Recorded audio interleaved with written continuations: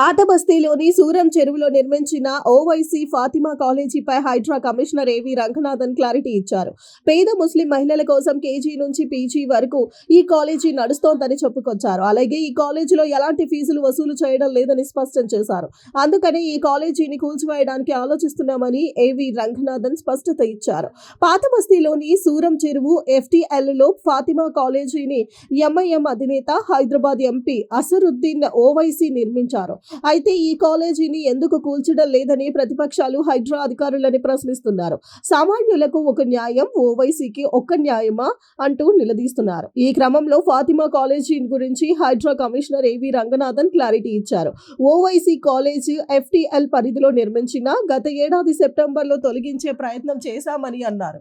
కానీ పేద ముస్లిం మహిళల కోసం కేజీ నుంచి పీజీ వరకు ఈ కాలేజీ నడుస్తోందని, అలాగే ఈ కాలేజీలో ఎలాంటి ఫీజులు వసూలు చేయడం లేదన్నారు.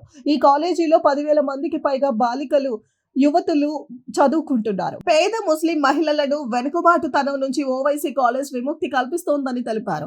పేదల కోసం పనిచేస్తున్న కాలేజీ కావడంతోనే దానిపై చర్యలు తీసుకోవడానికి ఆలోచిస్తున్నామని, ఎంఐఎం ఎమ్మెల్యేలు, ఎమ్మెల్సీలు కబ్జా చేసిన భారీ నిర్మాణాలను కూల్చివేశామని తేల్చి చెప్పారు.